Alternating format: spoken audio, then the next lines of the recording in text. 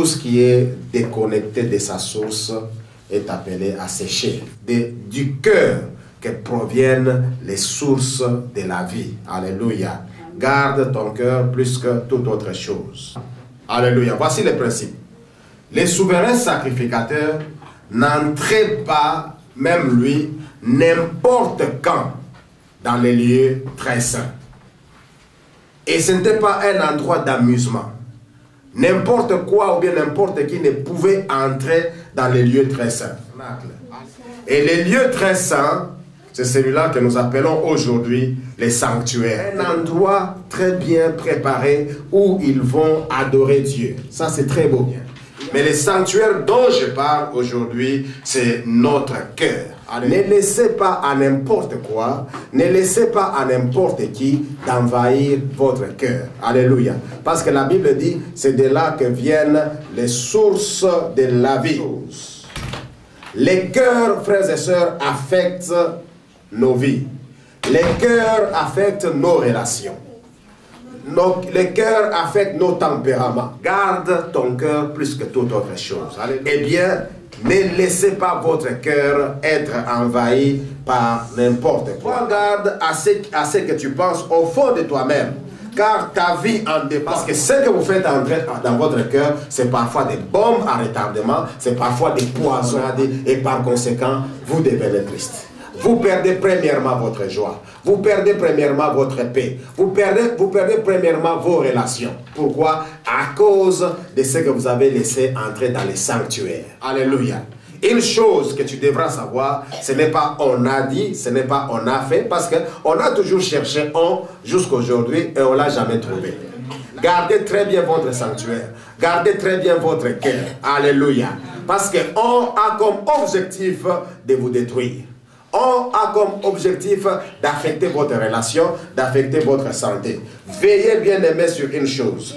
Veillez très bien sur une chose. Quand on est en train de parler, mais souvenez-vous une chose, que avant que vous soyez dans le ventre de votre mère, Dieu vous connaissait déjà.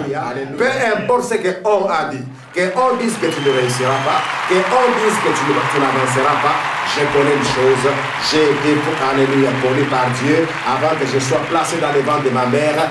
Aujourd'hui, parce que Dieu me connaît, parce qu'il m'a appelé, c'est lui qui va m'utiliser, c'est lui qui va se glorifier en moi. Cherchez à sélectionner ce qui est utile.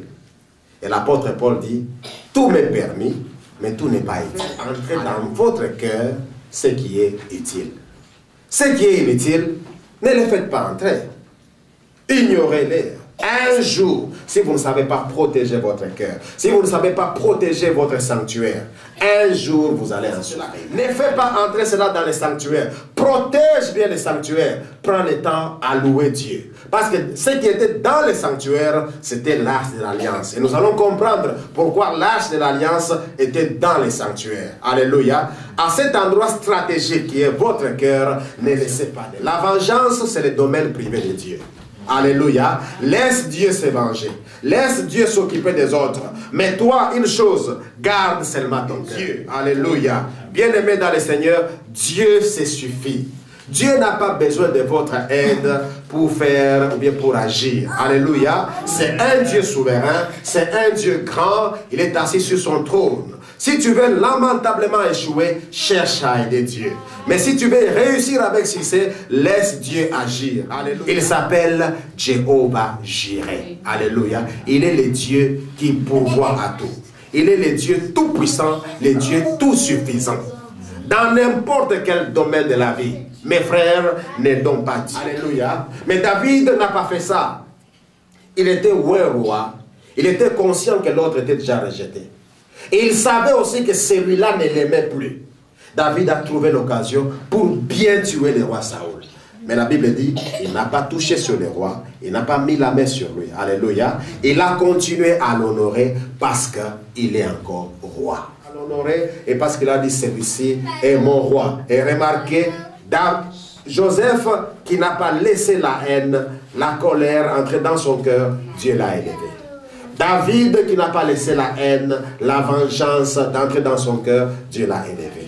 Bien-aimé dans le Seigneur, si vous laissez à Dieu ce qui lui appartient, Dieu vous élèvera. Votre élévation dépend de l'attitude de votre cœur. Il y a des choses que vous allez accumuler aujourd'hui, peut-être vous ne comprenez pas. Mais demain, vous comprendrez comment ces choses vont vous tuer. Alléluia. Dieu veut que ton cœur soit libre, que ton cœur soit dans la joie. Parce que ton cœur est la source de la vie. Aujourd'hui, j'aimerais vous encourager. Au lieu de faire entrer des problèmes dans votre cœur, faites entrer des promesses de Dieu dans votre cœur. Alléluia. Avec les promesses, vous allez vers la gloire. Amen. Mais avec les problèmes, vous allez vers la destruction. Imaginez-vous un peu ce qui s'était passé entre Marie, la mère de Jésus. C'est une bonne chose pour toute jeune fille d'être engagée, n'est-ce pas? Marie lui dit que c'est un ange. Alors moi je crois que si c'était toi et moi, nous allions dire aussi, ok, attends, je vais chercher aussi mon ange. Alléluia. Comme toi un ange t'a visité, eh bien laisse-moi aussi chercher mon ange. Marie n'a pas laissé cette honte, c'est-à-dire ces problèmes-là entrer dans son cœur. Marie a gardé la promesse. Le fils qui naîtra en toi sera appelé fils de Dieu. C'était une honte pour Marie. Mais dans son cœur, dans son sanctuaire, elle a laissé une chose, la promesse. C'est la promesse de la naissance du Messie qui a pris place. Ce que Dieu vous a dit. Ce que Dieu vous a dit, c'est ce qui compte, cher. Il y a des gens qui sont en train de vous critiquer. Ne les écoutez pas. Changez de chaîne. Écoutez du moins ce qui vous exhorte. Écoutez du moins ce qui vous encourage. Alléluia. Changez carrément de chaîne. Dieu est assis dans son trône. Dans les lieux très saints, il y avait l'arche de l'Éternel qui symbolisait la présence de Dieu. Bien-aimé dans le Seigneur, c'est ce qui est assis sur le trône qui est digne d'adoration. Alléluia. Dieu est assis dans son trône. Voilà pourquoi Dieu est assis et Dieu est digne d'adoration. Si, bien-aimé, vous laissez Dieu entrer dans votre cœur, celui qui prend place, eh bien, il sera l'objet de votre adoration. Alléluia. Mais si vous laissez vos problèmes prendre place, bien-aimé, vous allez vous retrouver en train d'adorer vos problèmes. Parce que tu as placé tes problèmes sur les trônes. Bien-aimé, ne laisse pas tes problèmes s'asseoir sur les trônes. En d'autres termes, ne laisse pas tes problèmes envahir ton cœur. Laisse Dieu s'asseoir sur ton trône, c'est-à-dire laisse Dieu envahir ton cœur. Et c'est là, je déclare dans le nom de Jésus que aussi longtemps que Dieu sera assis sur son trône et qu'il sera là, il prendra la première place dans ton cœur, tu seras toujours victorieux dans le nom de Jésus.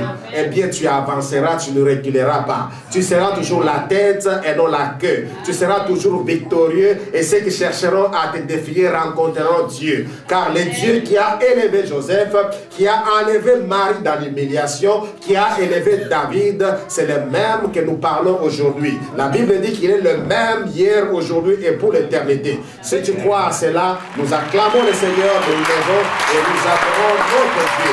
Parce que c'est lui qui est digne de recevoir l'honneur, la puissance et la gloire. Lèvons-nous bien aimés dans le Seigneur et ne fût-ce qu'un petit mot, adore Dieu.